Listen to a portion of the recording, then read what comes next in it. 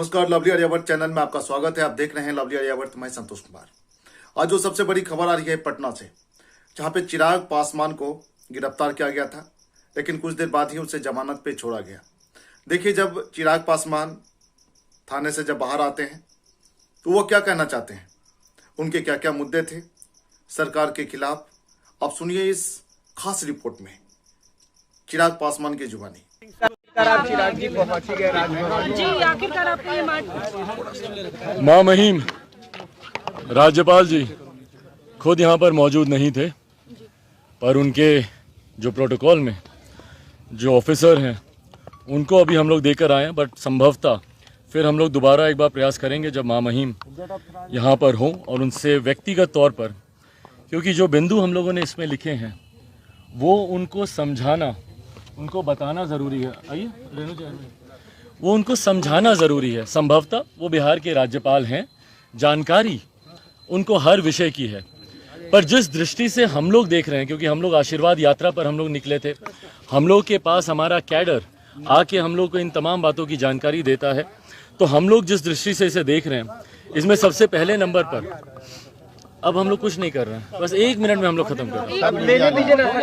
हो गया है जो शुरू हो गया उसको खत्म होने दीजिए। बोलिए सर, आप बोलिए। इसमें पहले नंबर पर हम लोगों ने 19 लाख रोजगार का जिक्र किया है। जो बिहार सरकार जिस वादे के साथ सरकार में आई थी, और आज लगभग 1.5 साल बीतने के बाद मुझे लगता है शायद मैं दावे के साथ इस बात को कह सकता हूं कि 19 लाख तो दूर, 19 आदमी खड़े करके दिखा दें जिनको इन्होंने रोजगार दिया है, तो शायद हम लोग मानेंगे कि सरकार इस दिशा में, रोजगार की दिशा में कुछ प्रयासरत है। दूसरे बिंदु पर हम लोगों ने शराबबंदी की विफलता का जो खामियाजा गरीब बिहारी भुगत रहे हैं उसका हम लोगों ने जिक्र किया है। और ना सिर्फ जहरीली शराब से होने वाली मौत, बल्कि लाखों ऐसे गरीब हैं जिनको इस कानून का दुरुपयोग कर कर जेलों में ठूसा गया है।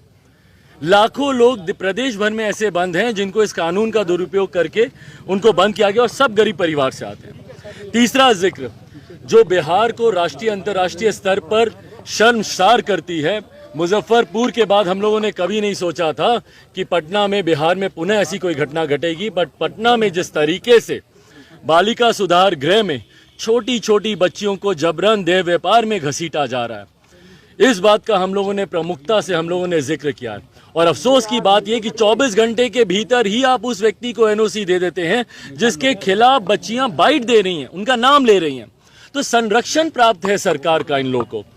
चौथे बिंदु पर हम लोगों ने जिक्र किया है अनुसूचित जाति जनजाति से आने वाले लोगों के ऊपर जिस तरीके से उत्पीड़न बढ़ा है। मुख्यमंत्री नीतीश कुमार जी ने चुनाव से पहले वादा किया था कि अगर किसी दलित परिवार में हत्या होगी तो उसे सरकारी नौकरी दी जाएगी। उस वक्त भी हम लोगों ने कहा था कि आपका ऐसा कहना बिहार में हत्याओं को बढ़ावा देगा। एक मुख्यमंत्री जो प्रदेश का गृह मंत्री है, वो सोच भी कैसे सकता है कि उनके रहते प्रदेश में हत्या होगी। और ना सिर्फ उन्होंने सोचा, इसको लेकर उन्होंने योजना भी बना दी कि हत्या होगी तो आपको सरकारी नौकरी दी जाएगी। कहाँ है सरकारी नौकरी? एक कोई दलित परिवार मुझे दिखा दें, एक कोई अनुसूचित जाति का परिवार मुझे दिखा दें जिस परिवार में हत्या हुई। इनके गृह जिले में हत्याएं हुई हैं, छोटे छोटे बच्चों का गला रेत कर उन्हें मार दिया गया है। नालंदा की बात कर रहा हूँ, और विभिन्न और जिलों में। एक जगह बता दें, हम लोग जब डीएम साहब से बात करते हैं तो कहते हैं कि भैया इसके ऊपर अभी कोई अधिसूचना ही नहीं आई। ये है 1.5 साल में इनका कानून धरातल पर उतरता हुआ। 5वीं बिंदु पर बिहार में जो आपराधिक घटनाएं घट रही हैं, हत्या, अपहरण, बलात्कार, लूटमार, मतलब बताइए, बाखड़गंज जैसी जगह जहां कंधे से कंधरा टकराता है भैया दिन में चलने में, वहां पे 14 करोड़ की आप लूट कर देते हैं। आए दिन हत्याएं हो रही हैं। एयरपोर्ट बगले में है भैया, रुपेश, क्या हुआ? उनकी हत्या हुई, इतना शोर हल्ला हुआ, सब हुआ आज ठंडे बस्ते में। और जितनी हत्याएं बिहार में हुई हैं, छोटी सी बच्ची को रेप कर कर उसका शव नदी में फेंक दिया गया था। वैशाली में हम लोग गए थे। क्या हुआ उन हत्याओं का? भैया जवाब देना मुख्यमंत्री नीतीश कुमार। चुप्पी साध लेते हैं। उसके बाद 6ठे पॉइंट पर हम लोग, 11 पॉइंट है, 6ठे पॉइंट पर हम लोग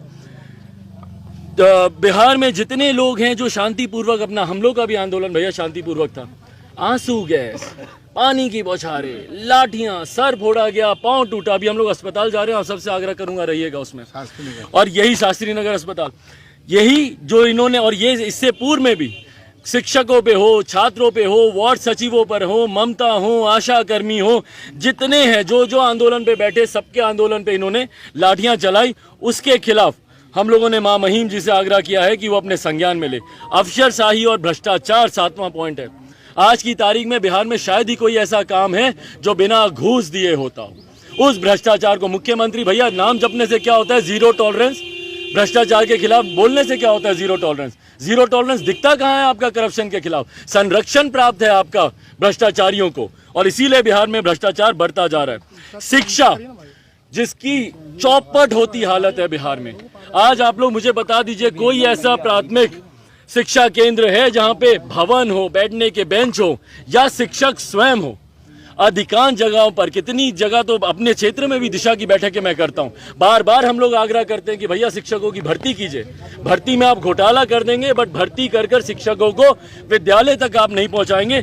शिक्षा के गिरते स्तर को लेकर हम लोगों ने इनसे आग्रह किया है। उसके बाद हमारे अन्नदाता किसान भाई, एक तरफ हमारे प्रधानमंत्री जी किसानों की बात करते हैं, उनके आय को दुगना करने की बात करते हैं, और यहाँ पर खाद को लेकर जो कालाबाजारी हो रही है भैया, किसान अगर अपने अनाज को, अगर उसकी उपज ही नहीं कर पाएगा, खाद ही नहीं डाल पाएगा, तो किस बदहाली में जिएगा किसान, इसकी हम लोग कल्पना भी नहीं कर सकते हैं।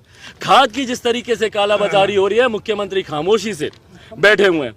10वां पॉइंट, स्वास्थ्य। आप सब जानते हैं हमारे मुख्यमंत्री जी खुद अपने स्वास्थ्य का इलाज कराने दिल्ली जाते हैं 1000 किलोमीटर की चार्टर फ्लाइट करके।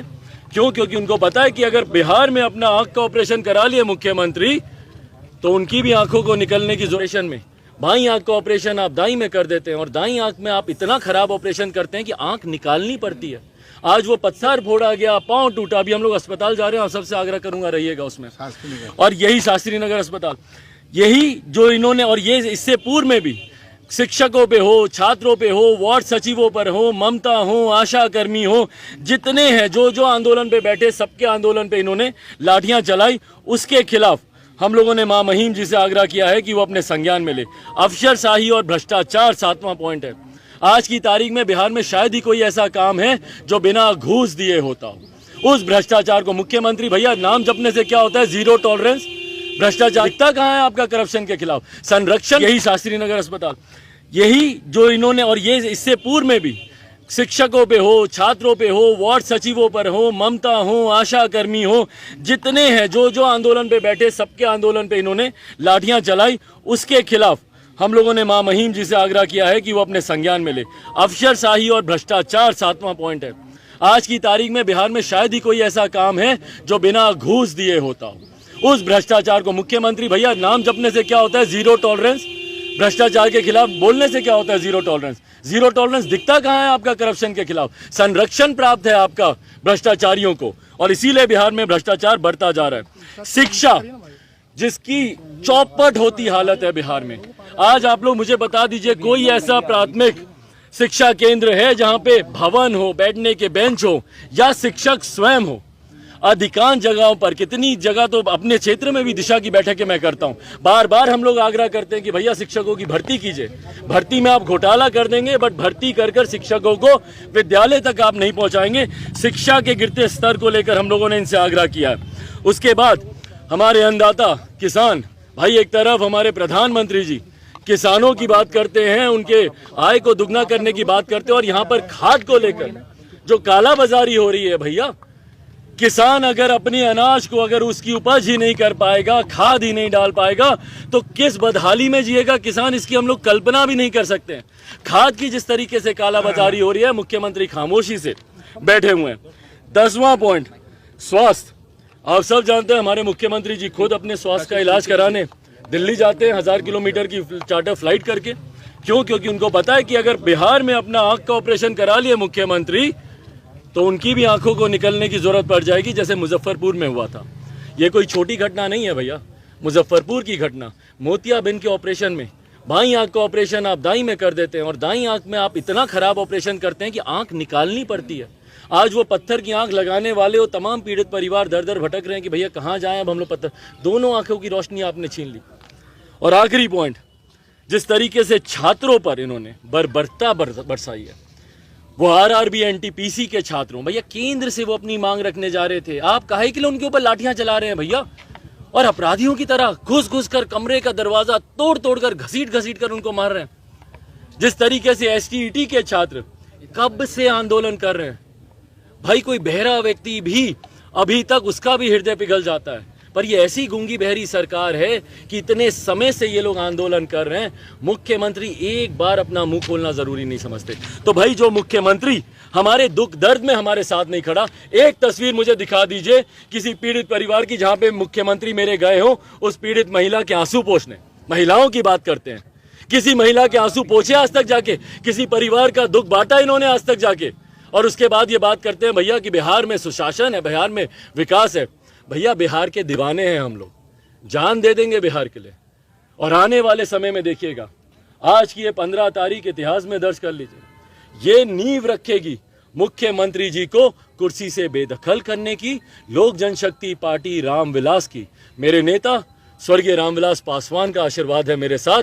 दावे के साथ कहता हूं, ना सिर्फ ये सरकार बदलेगी, ना सिर्फ नीतीश कुमार जाएंगे, बल्कि जो नई सरकार आएगी वो बिहार फर्स्ट, बिहारी फर्स्ट के विजन को धरातल पर उतारकर विकसित बिहार बनाएगी। जी, क्या लगता है बदले की भावना से मुख्यमंत्री आपकी पार्टी को बिहार में दबाने की कोशिश कर रहे हैं? भाई मैंने नहीं बोला, आप ही कह रहे हैं। सही कह रहे होंगे, जानना चाहता हूं। सही कह रहे होंगे आप।